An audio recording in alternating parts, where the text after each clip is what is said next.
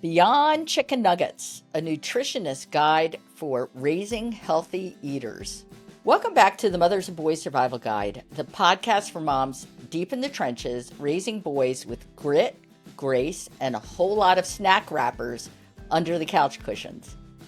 I'm Susie Shaw, boy mom, author, and believer that eat 3 bites counts as a win some nights. I'm Cheryl Bond, mom of 4, including one always hungry son. And I am so excited to introduce today's guest, Jacqueline Stern, a registered dietitian and the founder of Annapolis Nutrition. Jacqueline works with families to take the stress out of mealtime and help parents raise healthy, confident eaters without the guilt, bribes, or battles. She's here to help us understand the why behind picky eating and how to address it without totally disrupting your household. Hi, I'm so happy to be here. Well, this is such an important topic, and it's something that so many families and moms struggle with. I had 4 children, as I mentioned, and I found that there were multiple challenges with 4 kids getting everybody to like the same thing.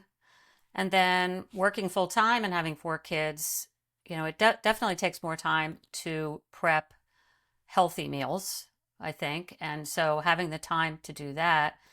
And then, I have one daughter who was really sensitive to texture in her food. So she was so particular about that. So I just feel like every kid's different. And this is something that I think all of our moms out there could use a little help in navigating. So Absolutely. I feel like it's such a challenge, and there's so many pressures that parents have these days, especially with feeding their kids. So, Jacqueline, I wrote a book and I share tips for raising boys who I call earnest and exuberance. And, as typical, they were day and night when it came to eating too. And my older son, Ernest, was a really good eater until my younger son showed up. And then, sort of somewhere around that point where exuberance was moving around and stealing his toys, Ernest became a really bad eater. And he was such a kind, polite kid, but you would give him food and he would just wave his little hands and say, "No, thank you. No, thank you." Right. That's so Right. cute. But And and it was really, really hard. So, what do you recommend when you have those sort of yeah, encounters? absolutely. So I think it's really common for parents, first of all, to recognize that there's so much pressure out there in terms of how we feed our children and also what we feed our children. And those pressures help cause the parents to be a little bit stressed because we're always worried, like, are our kids getting enough? Are we doing a good job feeding them? So I think it's really important to, first of all, recognize that pressure that the parents feel could really translate into the pressure that the kids feel. And so we really want to overall recognize that there is no perfect plate. Like, the perfect plate is a big myth. And we really need to set up an environment where our children feel safe and comfortable with food and eating.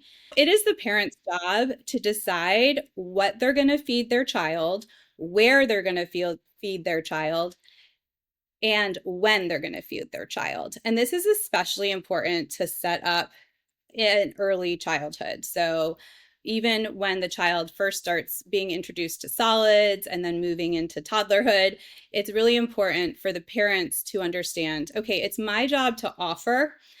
It's my child's job to decide if they're going to eat and how much they're going to eat. And when those two lines are like interrupted, that's sometimes when child feeding concerns can arise. I feel like as parents, we feel like we have to feed our children a certain amount so they get like this perfect nutritional profile. And we get really worried if our kids are not eating enough in terms of what we think is enough. And that can sometimes cause friction. It's really the parent's job to offer a variety of food and create a space that's pleasurable and positive for the child. And then what if the child does throw their hands up and say, no, no, no? What should we do? And as parents, I recommend trying to ignore it as much as possible And know that you are doing your job if you feed your child consistent meals and snacks, and then let their body and their internal signals decide how much to eat and when to eat. And if they don't eat, do you keep them at the table until they eat something? So I do not recommend that. Actually, I think that if you're a parent and your child doesn't eat, then you can just say, okay, we'll just have to eat again at your next meal or snack time. Yeah, that makes sense. I think we did leave my daughter at the table once for about 2 hours, and then we realized that didn't work. Yeah, I have a memory of lima beans at the table when I was younger, being forced to eat them. And the problem is it just doesn't, it may help in that one moment, and it may, the child then, like in my situation, yeah, maybe finally after 2 hours I ate the lima beans. But we have to think about as a parent, like what is our long-term goal? And so when we just try to get them to eat that broccoli or those lima beans or whatever it might be, we're really just impacting that one moment in time. But we want to create a safe space for children so that they can really develop confidence. And it's a learning process. Yeah, that's great advice. You want to make the experience enjoyable and pleasant and not stressful. Yes. So, is there anything that you wish every mom knew about childhood nutrition? I know that's a big question. It would honestly be to stop talking about food. And I would recommend to serve in silence. So do not talk about like what the children are eating or how much they are eating, but instead focus on connecting with your children. Sometimes we get so caught up in our responsibilities as parents to nourish our children. And I think that if there can be less focus on the nourishment specifically and more focus on the connection at mealtime, that can be really valuable. For my picky eater, Ernest, there was just a lot of anxiety around eating. And I feel like it was both physical Hmm. and emotional, because he had really, really big tonsils. They called them Wow. hugging tonsils, not kissing, but just hugging. They were so big. And he would gag. And so he had this fear of gagging. And, my husband at as on top of that is the seventh of nine. So he came from a very, very big family. And the thought for my husband that, we had a child that was going to refuse to eat what was Yeah. on his plate was, really, really difficult. And it became this power struggle. And, our pediatrician said, kids Yeah. don't starve themselves. Is that Yes, typical? there's so many good points that you bring up here. And I just feel like the first one that comes to my mind is our individual feeding experiences. So, us as parents, like how were we brought up with food and eating? And what was our access to food like? And how did our parents feed us? I feel like a lot of times when I work with clients, they come in and they either recognize that the way they were brought up with food is something they want to learn more about because they want to improve the way they feed their children. So definitely, I'm glad Mhm. you pointed out that definitely the way that we're brought up with food can impact how we feed our children.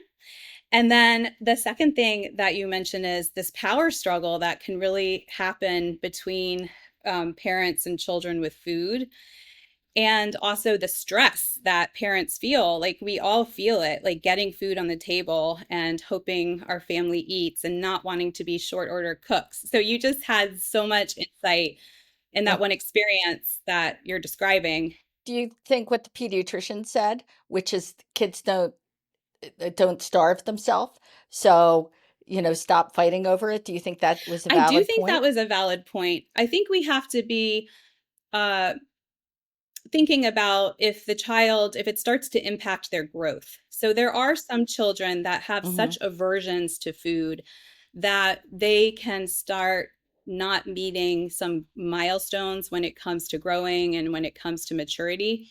And so there are times where the feeding aversions do impact their health as well as their psychosocial environment. So I agree. A lot of pediatricians say what you're said. I do think that it's largely accurate.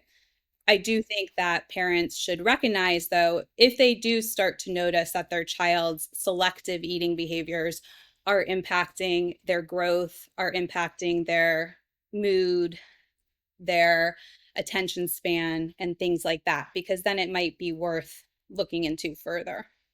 One thing that we know from research and from anecdote is that the more we try to get a child to eat, the less they're going to eat. The more we try to get a child not to eat, the more they're going to eat. And so that's why it's really important that there are in our minds as parents, we recognize what our job is and what the child's job is. Because when the parent pushes and wants the child to eat more, it becomes more of an issue. And the same thing when the parent tries to restrict. So, Jacqueline, when can a mom know that that the child has crossed the line from being just a picky eater to really needing help with the problem? Yeah, so I think that it's important to recognize that sometimes being a selective eater is normal and it is something that happens with children, and most of the time children will grow out of it. I Then there are times where we need to be concerned because the child is not going out with friends or the child is not able to go to birthday parties. So when it really starts to impact their social life as well as their mental health and emotional health, those are times where we may want to go talk to the pediatrician and find out, is this a problem? We also, if a child is not gaining weight appropriately and they're missing some of their milestones with maturity, that's a problem as well. And sometimes selective eating can be a diagnosed eating disorder. And there is an eating disorder called ARFID, which stands for Avoidant Restrictive Feeding Intake Disorder. And so it can get into more problematic eating. So those are some times to follow up with your pediatrician and check in. You know, it's common knowledge that you're supposed to eat slowly Mhm. and it's better for your digestion, Right. right? Is that true? Is there anything now if somehow, I don't know how what it was in my household growing up, but my brothers and I, we all eat really, really slow. Like so slow. Friends have left me at the table, they've gone home.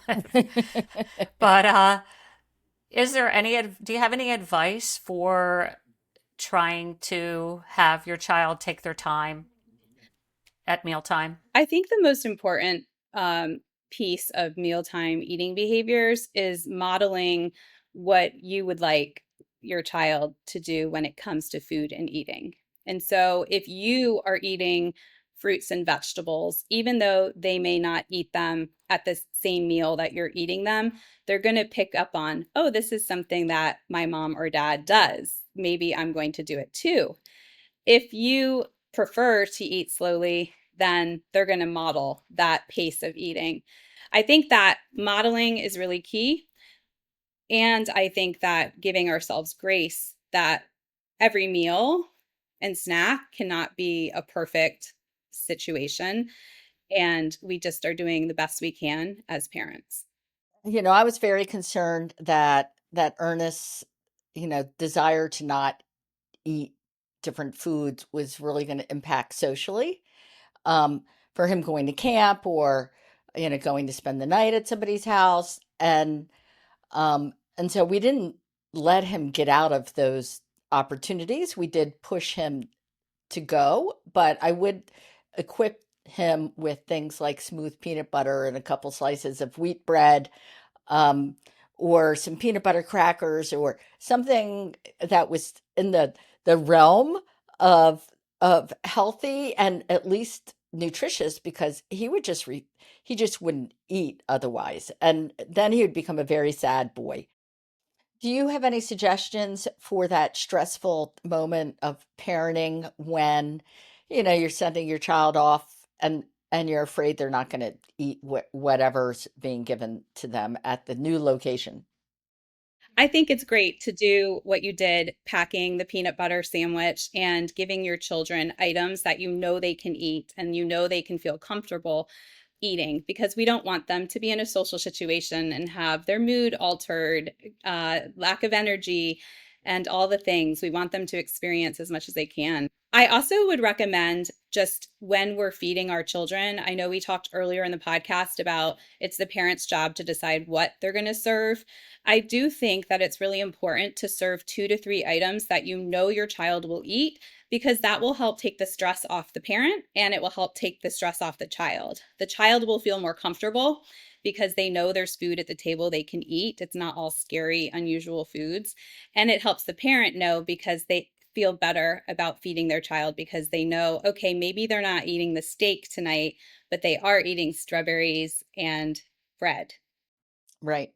And we did an earlier podcast with a mom, 7 kids, and she talked about eating and feeding, her big family. And she said, I only had about 6 meals.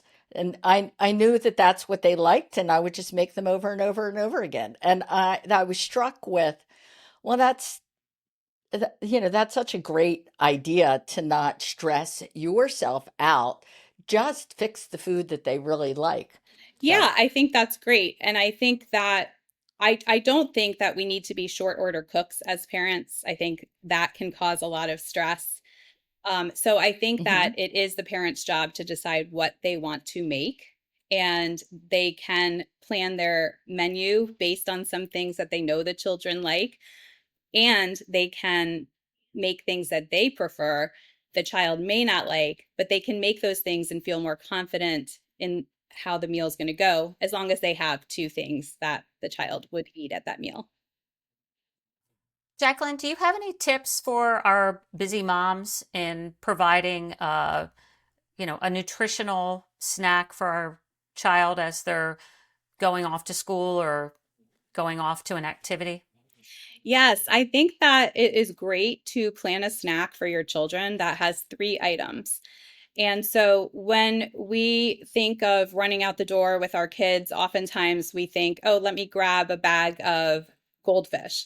And so what you can think is, oh, what are 2 more things that I can add to this snack? So maybe you can add a string cheese and an apple.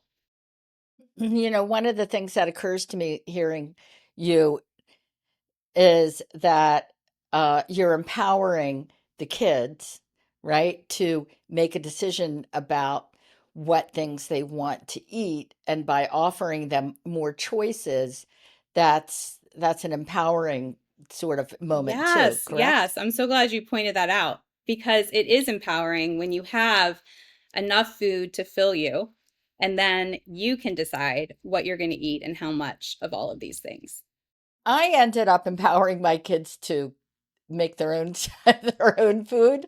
My picky eater, but at some point I was just like, okay, you're just going to cook what you're going to cook, but I would only buy things within a range of what I thought was somewhat nutritious. Um, and then my second boy, Exuberance, um, had absolutely no body fat. I mean, he would run out of energy and become hangry and like a banshee in no time at all, because he had just blown through all of his nutrition that we'd given him. And so empowering him to go make something when he was hungry and get something to eat really improved the overall attitude in the house. And so I just want to double down on the empowering, suggestion you Yeah, no, made. I appreciate that. And then also, just to keep in mind for parents with younger children, children, depending on their disposition, they may not want to interrupt themselves in play to go eat. So it really brings it back to the fact that with younger children, it really is our job as parents to determine when they should eat and offer them food and balanced food, many food groups, even if they don't ask. and have them sit down to Hmm. eat them and try to fuel themselves so they don't get hangry like you're describing.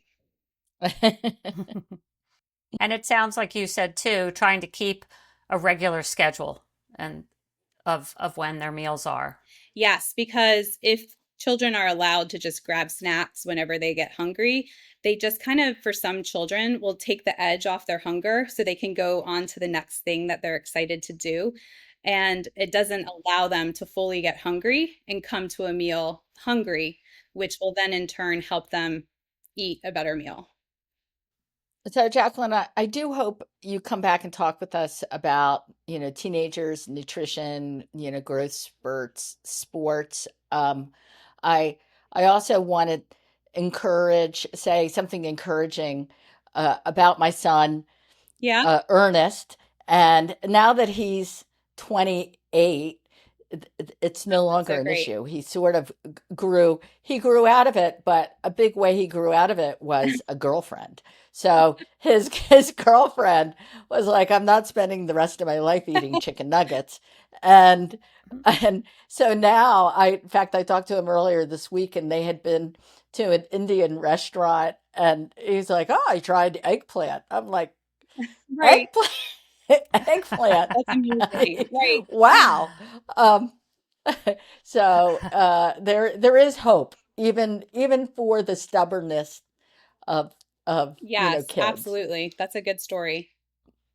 Well, Jacqueline, we ask all of our guests to share a mantra or a saying that a mom might say to herself as she's dealing with a picky eater. Do you have one that you could share with us? I do. I love that question, by the way. My mantra for all moms out there is to say to yourself, one bite at a time. So you Hmm. and your child are in this for the long haul. Um, that by saying one bite at a time, hopefully that will be like a constant reminder that eating is a skill that your children are developing and it takes time and patience. So, focusing on big picture goals to help them become confident and comfortable at meal times and with food, just reminding yourself, okay, one bite at a time.